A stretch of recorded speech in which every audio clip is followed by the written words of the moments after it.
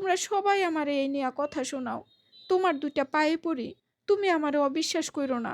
আমার আর কোথাও যাওয়ার জায়গা নাই। তুমি ছাড়া আমার এই দুনিয়াতে আর কেউ নাই। তুমি যদি অবিশ্বাস নিয়ে ঘুমিয়ে পড়ো, তাহলে সকালে উঠে আমার মরা মুখ দেখবা।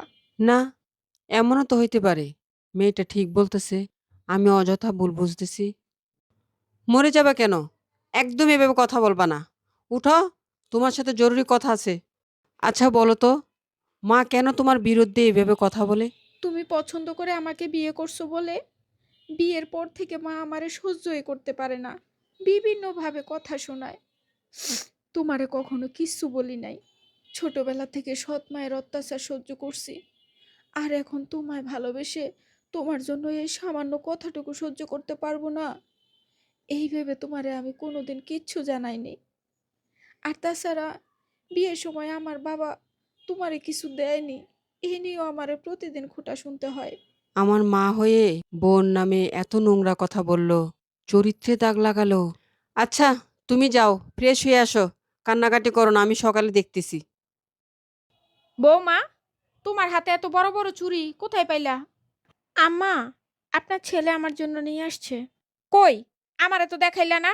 আর আমার যে দুইটা মেয়ে আছে, ওর মা আছে, কই আমাদের জন্য তো আনলো না। কি জানি আম্মা, আমি তো জানি না। তুমি জানো না? হ্যাঁ, তুমি সবই জানো। তোমার মতো ছোট লোকের বাচ্চা আমার বাড়িতে আইসা বিভিন্ন কানপোড়া দিয়া মা বোনের কাছ থেকে পোলাটারে আলাদা করছো।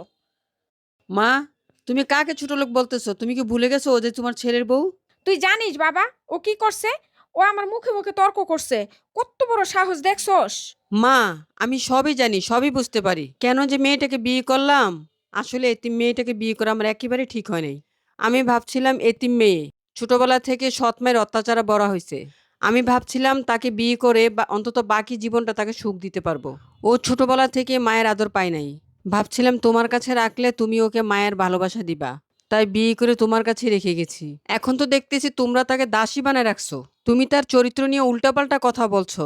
তুমি মা হয়ে কিভাবে পারলা তার চরিত্রের উপর দাগ লাগাতে? তোমার বিবেকে কি একটু বাধা দিল না?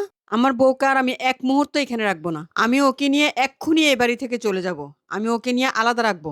তুই এভাবে চলে যাস না বাবা। আমি আমার ভুল বুঝতে পারছি। না, আমি যা সিদ্ধান্ত নিছি বাস। এই শোনো, তোমাকে বলছি তাড়াতাড়ি ব্যাগ গোছাও। আর একটা কথা শোনো, মাথা উঁচু করে বাঁচতে শিখো। তোমাকে কাউকে অসম্মান করার সুযোগ দিবে না। অন্যায়ের প্রতিবাদ করবা সব সময়, আমি তোমার পাশে আছি। যাও তাড়াতাড়ি সবকিছু গুছিয়ে নাও, আমরা এখনই বের হব।